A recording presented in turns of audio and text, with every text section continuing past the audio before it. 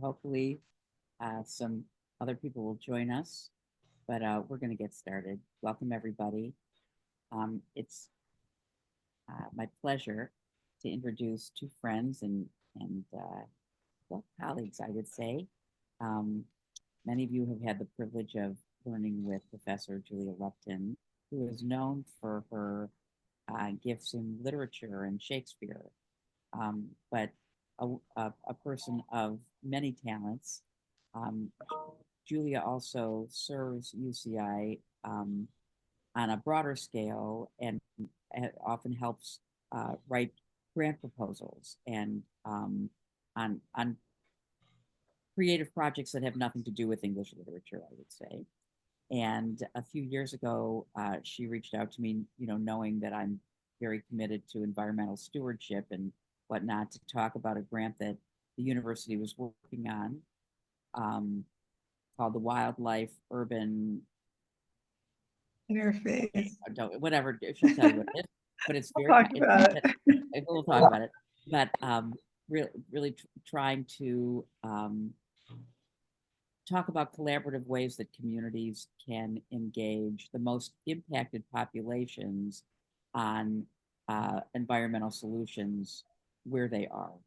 And it, was very interesting to me. We shared some ideas, and I became part of the Faith Coalition as part of this science. It's really a science grant with a faith component. And Matt Hartman, Professor Hartman, was brought on to work on this project specifically. I'm going to let Julia introduce them.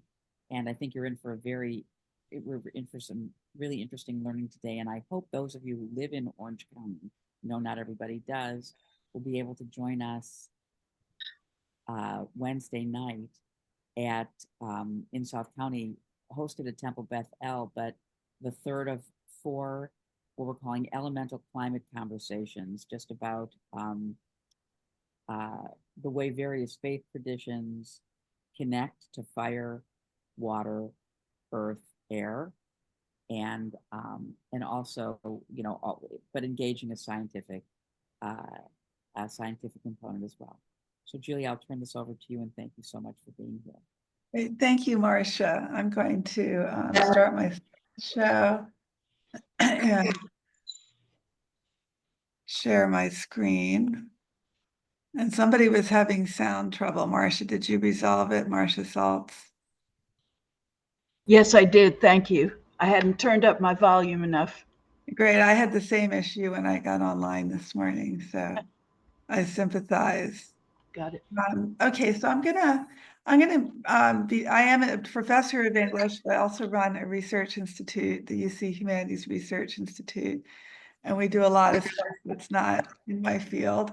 And one of them is this new work on climate action and climate communications that I've been involved with Marcia for the last year and a half, and also introducing my wonderful colleague, Dr. Matt Hartman, who will talk about some of his research. So the name of the network that we've organized at UC Irvine with a bunch of partners, who I'll talk about in a second, is called the Wildland Urban Interface Climate Action Network. And let me just see if I can get my slides to advance. Whoops, sorry. Everything looks different on Zoom. There we go. So I'll talk a little bit about what We Can is, and I also want to talk about environmental justice, which is part of the We Can vision. And then I'll talk about some of the projects that Matt and I are involved in. So the We Can is the Wildland Urban Interface Climate Action Network, and it's organized out of UC Irvine, where the principal investigator is located, a wonderful scientist named Stephen Allison.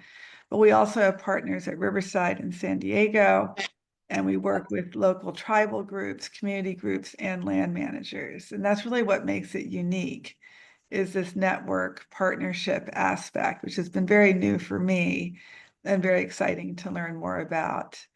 What is the we, or the WUI? You may have seen this expression in the coverage of the fires in Los Angeles.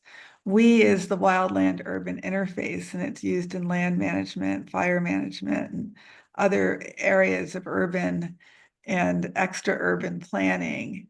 And a lot of our fires occur at this interface in the foothills, in the canyons, anywhere where there is wildland connecting with urban development. And we just have so much of that in Southern California, and that has made us very vulnerable to fire and drought, as we saw in the recent fires. The network consists of the 3 campuses, tribal groups, environmental justice organizations. I want to say a little bit more about that in a minute. We also work with land conservancies, Irvine Ranch Conservancy, Laguna Canyon Foundation, Crystal Cove Conservancy. And these are organizations that are stewarding land that is being conserved from development. And they do really important land conservation work, fire readiness work, and also a lot of education of youth and others about conservation and involving people really in hands-on projects for protecting the land. The faith-based part is where Marcia comes in and is one of the distinctive things that we put together as our part of this grant. We're a humanities branch of the grant. And so we're focusing on communications. And then also we have this great interfaith working group, and we've been doing programming, including our program on Wednesday at Temple Bethel on fire. So that's been very exciting as well. So what is environmental justice? And you may have seen the term in recent coverage of Executive Order 1451. And I'm just going to quote from that: terminating all DEI, DEIA, and environmental justice offices and positions, all equity action plans, equity actions, etc. And it's interesting that environmental justice is folded in here. The current administration is taking a very broad view of DEI, which stands for diversity, equity, and inclusion, which tends to be focused on human resources, expanding the workforce, supporting a diverse workforce. And one of the things which the administration is doing is including anything under DEI that involves equity, trying to serve underserved communities, health equity, healthcare for women, for teens, that might have a gender basis to it, whether it's LGBTQ or not. It's a very, very blunt instrument, and environmental justice has come under attack along with these other programs. Our partners include environmental justice organizations. So this is the Orange County Environmental Justice Group, OCEJ, which is based in Santa Ana, and they work on air quality, heat mitigation, water quality, from a grassroots community point of view. And they have a definition of environmental justice on their website, which is from the EPA, the Environmental Protection Agency. Right? Environmental justice is the fair treatment and meaningful involvement of all people, regardless of race, color, national origin, or income, with respect to the development, implementation, and enforcement of environmental laws, regulations, and policies. And so really environmental justice is about asking communities, how is climate change and other environmental impacts affecting you? And how can you help shape the policy that will make those impacts, to help mitigate those impacts? Another organization we work with is Green MPNA, which is also based in Santa Ana. And they say that their goals are supporting youth and families to pursue educational and leadership opportunities, and 2, improving health equity outcomes through wellness programs and environmental justice policy work. And it's very concerning that health equity as well as environmental justice are under attack right now. Some community-based projects that these groups are doing in collaboration with UC Irvine include water quality, extreme heat mitigation, lead contamination in soil, and fire readiness. all very important things.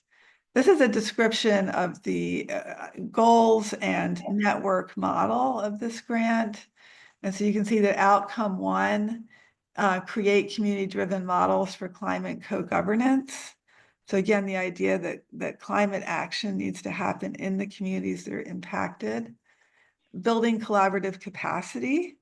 And so that's part of what Matt and I are doing with the communications, is working with organizations on their communications abilities and capacities. And then developing community-driven land stewardship practices and policies. And this especially involves trying to increase access by Native groups to conserved land. So we're putting tribal groups into contact with the conservancies in Orange County to improve access. So one project called the San Joaquin Marsh Audit, which is a partnership between the Sacred Places Institute of Indigenous People and UC Irvine. And here, really, the goal is to get the UC Natural Reserve System to be more open to tribal groups to help steward those lands, and to also be more open to tribal knowledge to help steward those lands. The University of California has huge holdings in the WUI, right, in the wildland urban interface, out in the desert, near the coast, just all over. And so we're trying to start with our own lands and involve Native peoples more strategically in the stewardship of those lands. And that will be one of the topics at our fire event on Wednesday. So our fire event on Wednesday at Temple Beth El is going to really talk about tribal knowledge and stewardship. And some of the points there include increasing Indigenous access to conserved lands, also understanding Indigenous fire stewardship practices. Those practices are very ancient. They involve various forms of controlled burning, which Indigenous peoples refer to also as cultural burning. So there's a heritage and spiritual element involved. And those practices have been suppressed really since 1850 in California, and figuring out how to safely bring some of those practices back in ways that will improve fire readiness on the reservations and on conserved lands is one focus there. And then we're also going to have a botanist from UC San Diego who will talk about native plants and native plant recovery. And she comes from the Arapaho Nation and will bring both a Western science and a native science perspective to the question of how lands recover after drought and wildfire, because they often come back and they're more fire prone than they were before they caught on fire. And that has to do with the fact that invasive species come in and dominate in the regrowth of those territories. So we see all that beautiful mustard, for example, after rains, and that mustard isn't as lovely as it is not a native plant. And it's one of many of the invasive grasses that are replacing the natural shrubs that you may have grown up with in Orange County and in this region. So we're going to be learning about all those things on Wednesday. These are the interfaith events that we've held so far. We've done water and air, and now we're moving to fire. And we're going to look at earth in the spring at the Pacifica Institute in Lake Forest. And then in October, we're going to have a climate action festival at Harbor Christian Church that will bring together all of our faith partners, but also all of our land conservancies, our tribal groups, our environmental justice groups, to share their findings, get people involved in climate action, and have hands-on learning experiences about native plants and other issues of import. As the other thing that Matt and I are doing as part of this grant is that we are running a wonderful internship program. And we have 12 undergraduates. They're English majors, also anthropology and some history majors. And so we're really training them how to be climate communicators and also how to help build capacity in communications for the different grant partners that we're working with as part of We Can. And one of them, Sarah Tiersma, who will be at the event on Wednesday and has been working specifically on supporting the interfaith work that we're doing. She already has a job interview up north at a land conservancy to work on communications for that organization. So we're really happy that we've been able to involve humanities majors who are not, some of them have some science background, but they're really coming in as communicators and storytellers and videographers and people who can create web content and social media campaigns and really put that humanities, English, Shakespeare, so I know I've got a lot of my Shakespeare people here today, put that training into action to be able to communicate with people about how they can help and what's happening and trying to explain things like what is environmental justice, what is health equity, right? Because we need to hold on to valuable concepts and not let them become criminalized concepts. So I think that is what I wanted to present in a general way about the work that we're doing. And I don't know, Marcia, before I introduce Matt, did you want to add anything about the interfaith work that we're doing and how you've been able to amplify that? Well, I mean, I guess what what I think is very, I mean, we talk about religious values and ethical values as, I mean, in each of our traditions, we would like to imagine that respect for the earth and the land is embedded in every faith tradition. And one of the things that I've learned in our work together is that that's not always obvious or has risen to the top. And I do think that what we've been trying to do is identify the leaders in our faith communities who are committed to doing this, even if the organized part of their religious communities really isn't focused on it yet, and try to bring that to light. I mean, it starts with one person. You know, Rabbi Ellen Bernstein was the first person in the organized Jewish world. She died this past year, who actually, you know, spoke out about and dedicated her rabbinate to environmental protections. And that was the beginning of a lot of us, you know, opening up our consciousness to that. So I just think that the power of one person is really important. And one of the things I'm excited about this faith work that we're doing is that we're including the Sikh community and the Muslim community and, you know, the work that Sadie and Ryan are doing. So I think that it all you just need one passionate person to get the ball rolling with some good uh, um, uh, caring people behind you. Anyway, so it's very exciting. Does anybody have any questions specifically about We Can before before we introduce Matt? Okay, well, let's All right, so I'm really happy to introduce Matt Hartman. He's our postdoc on the We Can grant, and we had a very competitive pool. And Matt was my first choice because he really comes from a religious studies and environmental religious studies background. And I knew that I wanted interfaith work to be at the center of what my part of the grant would be contributing, because it's a passion of mine, as Marcia knows.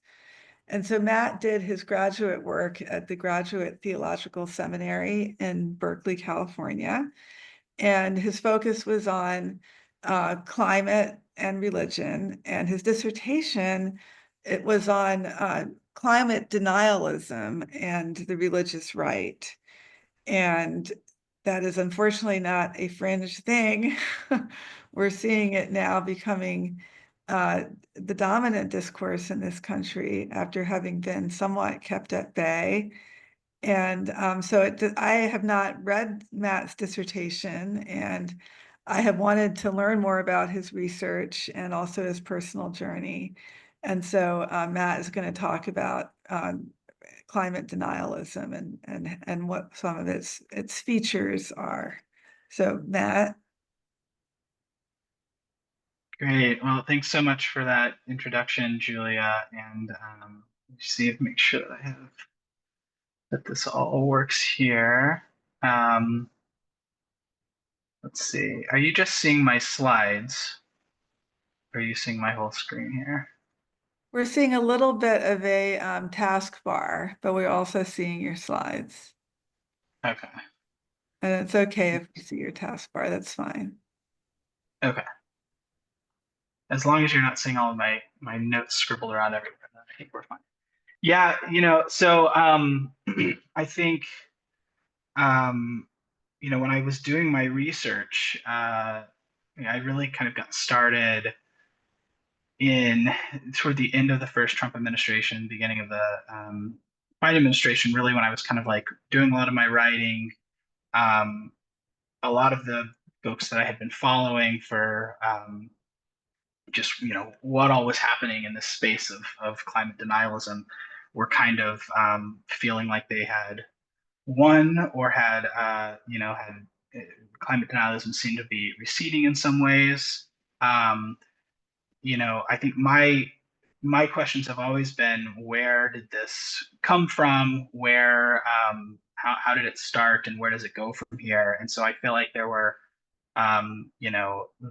always a skepticism of celebrations that climate denialism might kind of peter out because, and as we've seen, there has been a resurgence in this kind of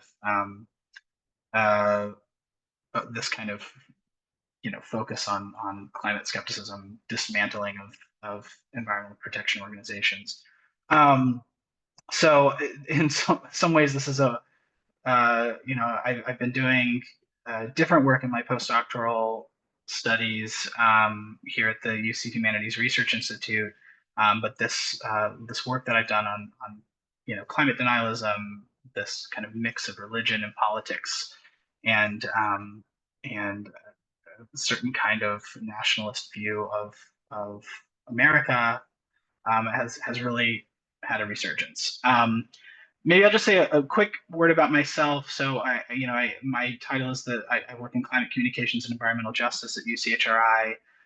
But I did do my PhD at the Graduate Theological Union, as Julian mentioned, and so I was in a lot of conversations around religion and the environment and a lot. And the GTU is in Berkeley, so it's right next to UC Berkeley's campus, but it's also made up of a consortium of many different religious traditions, and so there's a lot of really rich conversation around these topics and hearing a lot of different perspectives on where people are coming from.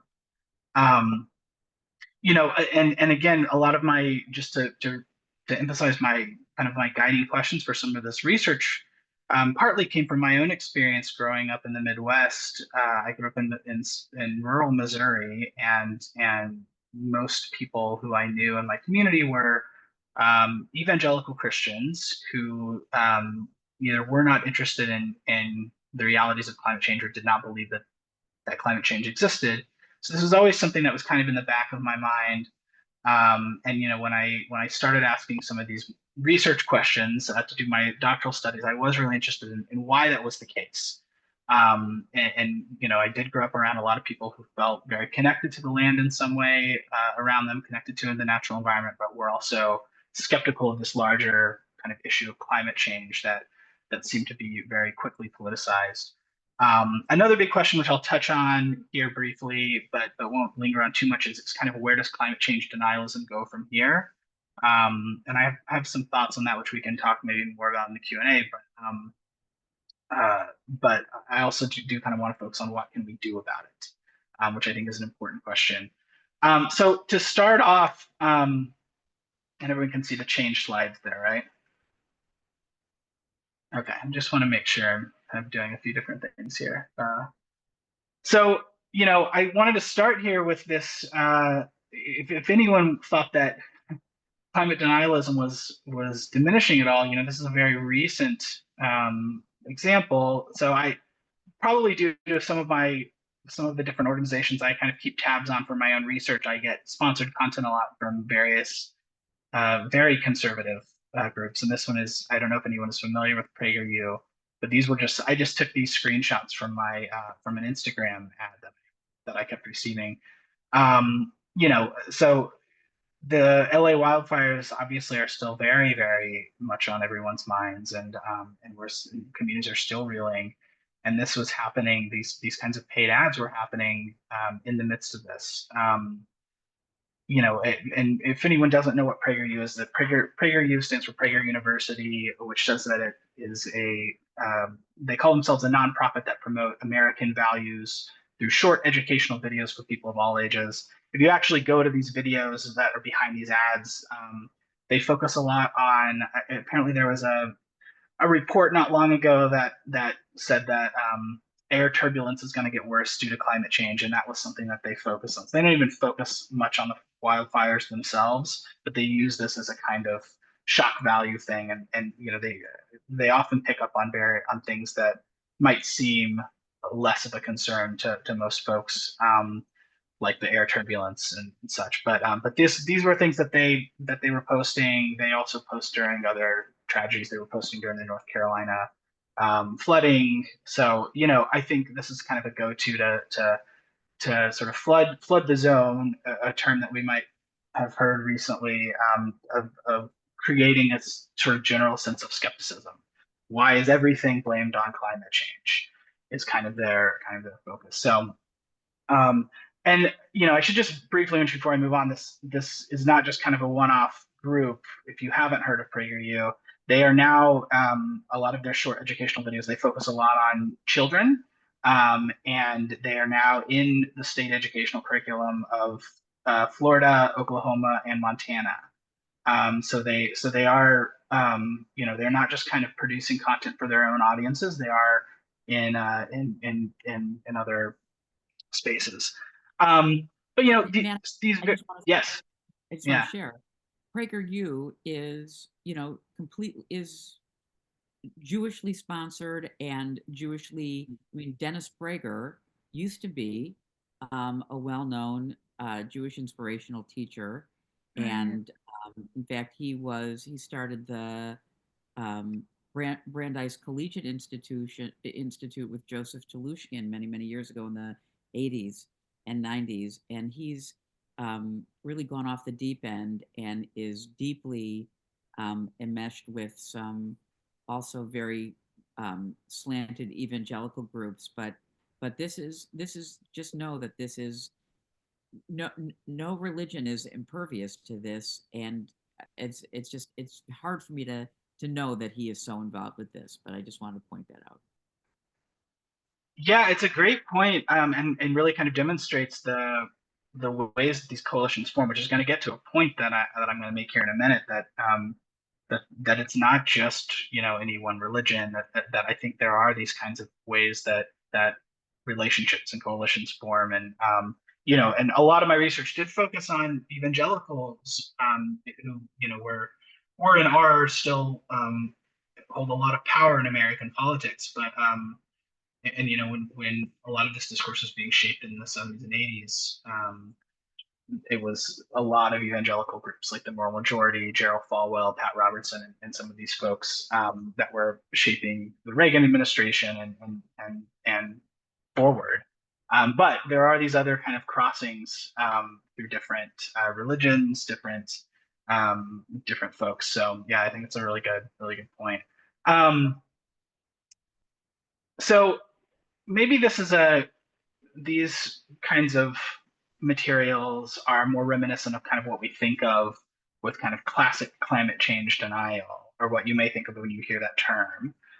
So here's just a couple of examples of this. I think in a more broader scale, you have a number of comments that Donald Trump has made before he was president, during his first term. The kind of classic language around it being a hoax, but also just kind of making fun of it in some way, making fun of environmentalists, this way of kind of like creating a sense of silliness around the issue, right? That allows people to either not take it as seriously or be skeptical. The other one is this kind of gift that I found of James Inhofe. I don't know if people are familiar with this, but it became a kind of symbol of climate denialism, where James Inhofe was a senator in Oklahoma, and I think it was in 2014, which then was the hottest year on record, and he came up to give a speech to talk about, to make light of this alarmism over it being a hottest year on record, and had a snowball that he brought in that he said was just from just outside, and his point being that it's really cold outside. How can global warming be happening? And then he tosses the snowball to one of the interns. So it's just kind of like very very spectacular symbol of that's meant to show that climate change isn't actually happening. But I do want to just mention really quickly, kind of, so, these folks have been, have been engaged in this kind of denialism for a while, right? And this is and I'll talk briefly a little bit more about the history of that, but I also just want to say a bit about where I see this heading, which was a little bit of my research, and a couple of notes about I think one of the biggest issues that we're going to face more. Climate change is always talked about as this kind of existential crisis, but I think one of the things that will happen much more soon is an influx of climate migrants, which we're already seeing. And I think a way that denial really kind of manifests is you have a lot of folks who are making the southern border of the United States, or this kind of influx of migration, an issue, without naming climate change as the kind of undergirding issue. And there are a lot of there are a lot of political persecution narratives. There are a lot of crises happening in multiple countries that create these circumstances, but they're all kind of influenced by climate change, where drought happens, where crop failure happens, and then it creates these conditions that exacerbates political turmoil, that exacerbates the need for people to leave, that create displacement through spectacular weather events. So this is an issue that continues to grow and will continue to be a crisis. And rather than sort of addressing some of the root causes, there's this kind of, I think, denialism that continues to take place. The other flip side of that, which I won't get into a lot here, but I think is something that does really worry me, which is I found a lot of instances of politicians and sort of using immigration as using immigrants as scapegoats for other concerns, and these kinds of so there are a couple of politicians in Arizona who had long been climate change deniers, but started using the language of environmental protection to keep out immigrants. And so I refer to this as climate nationalism in some of my work, where there's this kind of, almost on a dime, this turn from we don't believe climate change is happening to, well, if it is happening, who are we going to blame?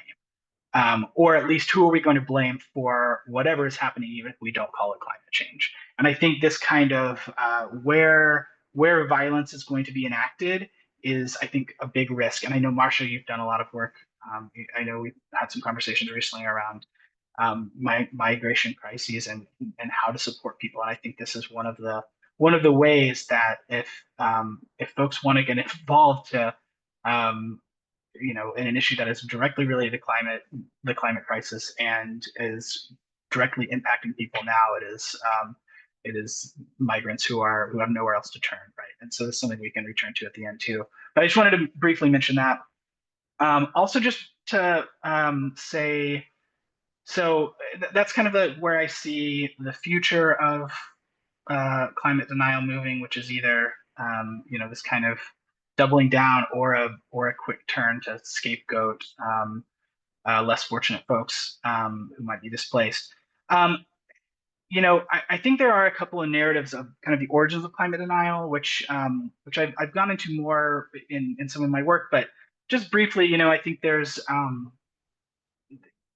the awareness of climate change is not as recent as um, a lot of big oil and other groups might want us to think, but as early as the 1970s, folks were talking about climate change as something that was very real, and these were people at so there was a report by this Inside Climate News, which is a great source, but Exxon, the road not taken, they did this big study of Exxon. They found that um, uh, that the company's knowledge of climate change dated back to 1977, when there was a senior scientist, James Black, who said, I'll just quote him real quick here, in the first place, there is a general scientific agreement that the most likely manner in which mankind is influencing the global climate is through carbon dioxide released from the burning of fossil fuels. And then went on to give this window of 5 to 10 years of needing to do something. So there is this kind of evidence that that folks have known about this for a while, but then for kind of rather than doing something about it, sort of went into a position of wanting to keep the status quo and continue to maximize profits in the oil and gas industry.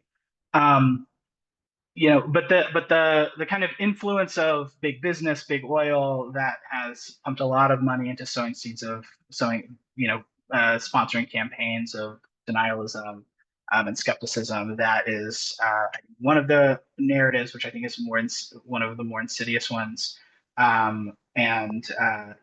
Everything from BP used to have this. They may still have this. You can go on and put in your what you do on a daily basis and calculate your carbon footprint, and then figure out how much you need to do as an individual to offset your own carbon emissions. And this is coming from a massive oil company. So it's this way of creating a sort of skepticism, or if if you do feel bad about climate change, it's a way to kind of put the blame back on the individual, right, rather than the corporation. So there's kind of ways that corporations and big oil exist to maximize their own profits at the expense of others.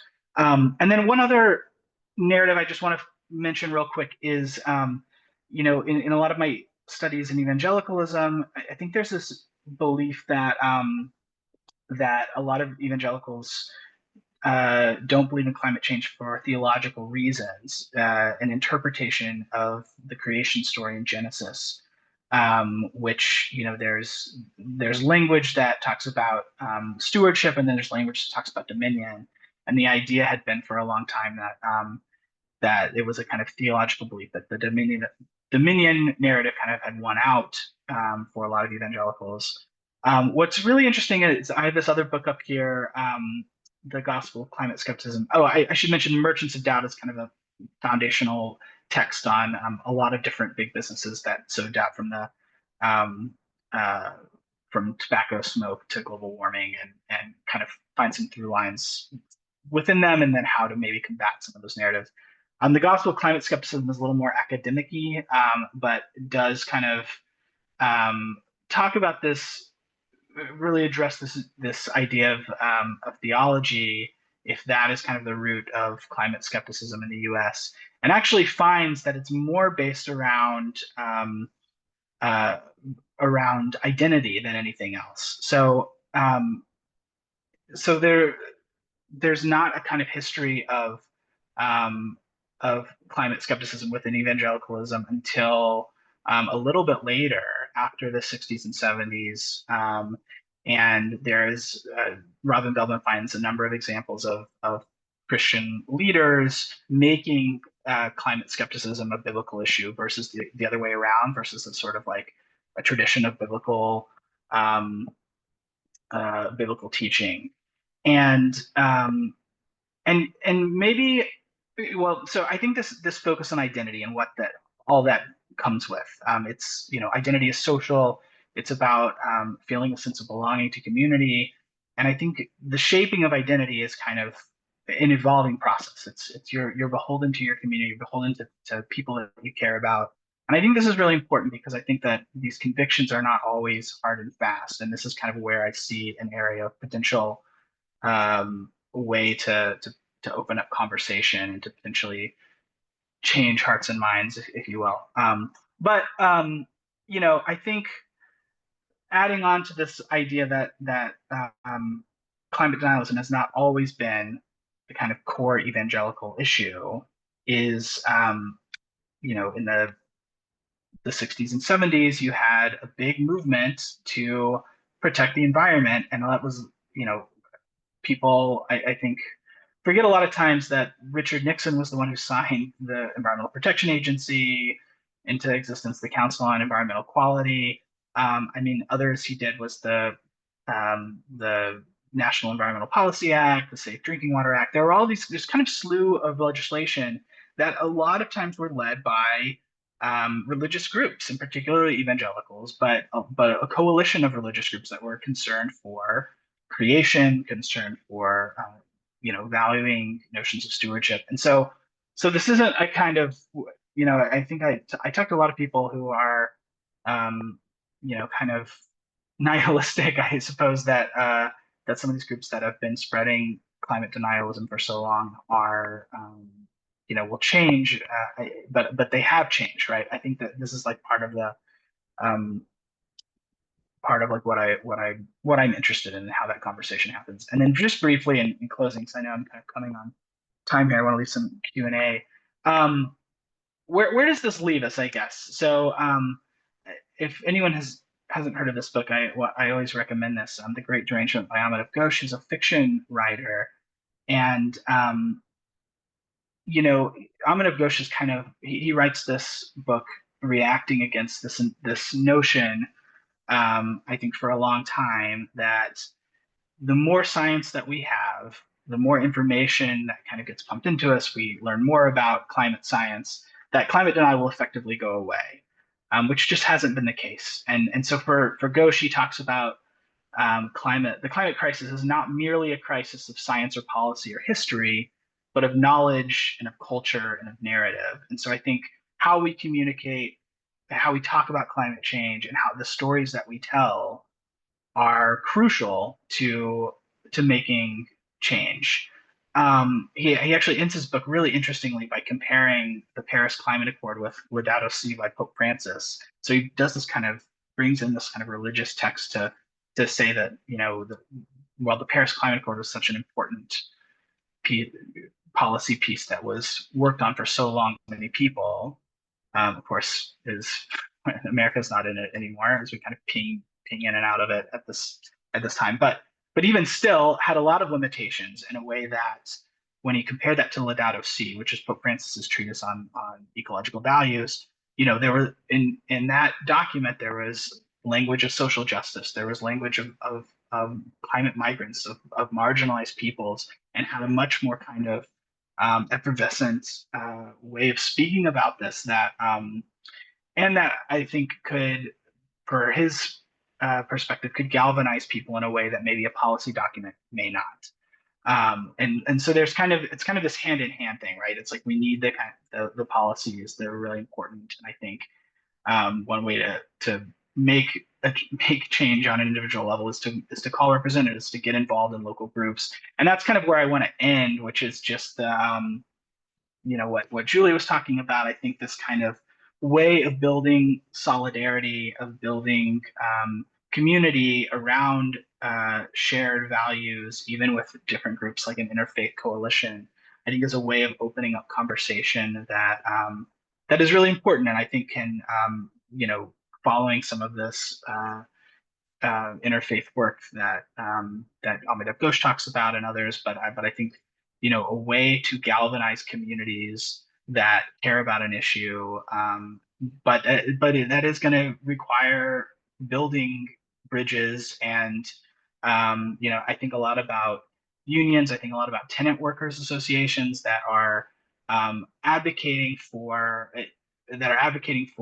a very specific right for people, regardless of political affiliations. And so I think these are the kinds of questions I'm interested in: is what does building coalitions, look like, where, the climate crisis is going to impact everyone. Ultra right people, nationalist people, people of lots of different uh, positions and lots of different places that they're coming from. How do we kind of work within this framework to create something that is meaningful and action oriented? And so I think that's kind of the circle around back to the what we're doing with WeCan and the interfaith work. I think is creating conversations in localized spaces that might involve more people and create change at kind of a local level. So I'll go ahead and stop there, and then we can we can always jump into any of these issues more. But thanks for letting me share. That was great, Matt. Thank you. Wonderful. And I'm mindful of the fact that, again, I think for me this is the only issue of our time. I mean, there are so many issues of our time, but it all ties in, to equity and human dignity and land dignity and all of that. And I cannot help but notice how few people are here this morning. When somebody's talking about history or something else, we can have as many as 27, 28 people. But I wonder, this really does not tend to be a topic that is of priority for people to confront, learn about, study. And I just want to, bring that to the surface. And to me, that's one of the elephants in every room. Who's willing to show up and learn and be engaged. And it So- didn't seem to move the needle in the election. Right. I mean, And it's like neither did very few people as it a priority. And neither so rights other issues drove the election, and this is going to set us back years. I mean, it's very upsetting. I even think that's a generous way. I don't think it's a setback. I mean, I really think it's expediting human demise. I mean, world and human demise. I mean, you can't even begin to put like in a couple years, like, I don't think so. So it was anyway. I wanted to. I know some people are not actually on screen. I don't know if you're with us or not, but I hope so. But Ria has raised her hand. Go ahead, Hi, Ria. Ria. Hi, yeah. Susan knows why I'm not on visually. But anyway, that there many, many years ago, there was a film about the destruction of vegetation, and it started far away from where the movie was focused. It was an English-speaking country. It may have been England, it may have been the United States, in a very nice country club setting with a beautiful dinner and people sitting around about this terrible scourge that's hitting the other part of the world, and it's destroying vegetation, and there's starvation beginning, and they just go into this intellectual conversation. And then as the film proceeds, it comes to this, either the United States or England, and it has covered the earth. And I think that's the sense I get about it's too horrible to think about. And if we put it in another pocket that is not ours, then we can intellectualize about it. We can say that it's bunk. We can do all of these things. And I'm afraid that this is what is going to be the end result. But of course, I'm not going to go there because we all want to try. And because there's this general um, sense of anti-intellectualism, which is not new in this country. It's existed, in various times. It peeks out of its head into to the world. So I'm flummoxed. I do not know how people can look with their eyes and they can feel what's happening, but just put it out of their minds. It's someplace else. And isn't that too bad for those people? Isn't this pessimistic? Oh, I hear you, Ria. I hear you. all I can say is, oi, we try. We were going to try. And the book Dune, the first one, and it takes place, it's a science fiction, and it takes place on a planet where there's a special spice that the world has become addicted to. And so they're out there mining the spice, the special spice, and they have to wear special suits to maintain their to be alive. It's not only the oxygen, but it's a still suit, it's called, and it recirculates the moisture of the body. So because the environment is so horrible.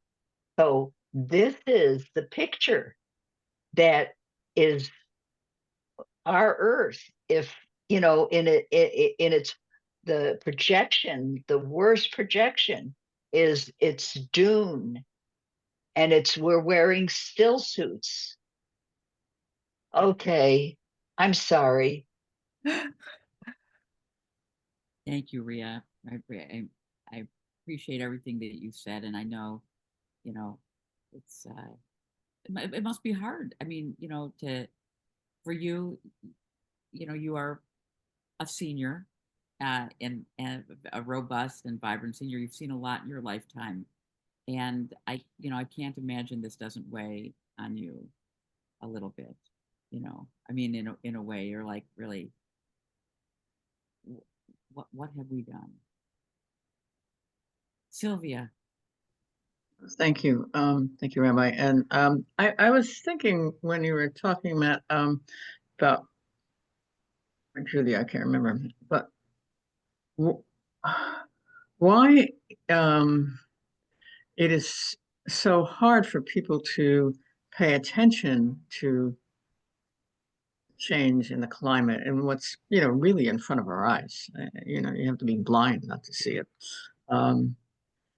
A few years ago,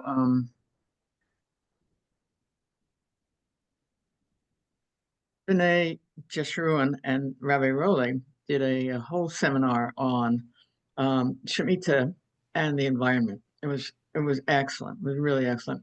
And I took it back to my little group for like a 5-minute talk. Here's what I got. Too little, too late. There's nothing we can do. There's nothing we can do. And this is the overwhelming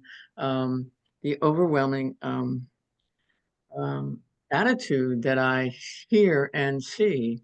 And I certainly need to be in places like this because I can get taken down by that very easily. I can go to that negative spot very easily. My personality, so it's a very, very hard issue. And when you're talking about the overwhelming facts of what is going on in the world today, politically, and the retreat of democracy, it may seem like a side issue rather than, because I mean the big issue is fighting for freedom, fighting against the powers that are bringing in more autocratic systems. This is it's a big issue, and it's hard. It's wonderful for me to come here and to listen and to learn and to see what it is I can do or who I can talk to or whatever. I mean, I'm not out in the streets, gotta say, too old for that. I'm not doing that anymore. But but there are things that I can address, and these are some of them. And thank you very much for this talk. Yeah, thanks. Yeah, and I think making those connections is really important because those are all of that is related.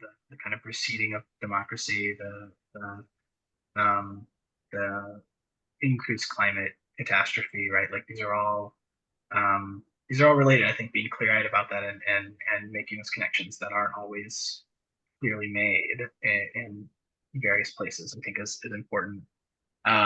Yeah, and I think your note about, well, in a lot of different climate activist circles, people talk about the importance of coming together to just as a kind of release to be like you're talking about coming into spaces like this where you can feel a sense of energizing because it can be very dismaying. And I think that that's a really important part of engaging this material is taking care of each other and ourselves.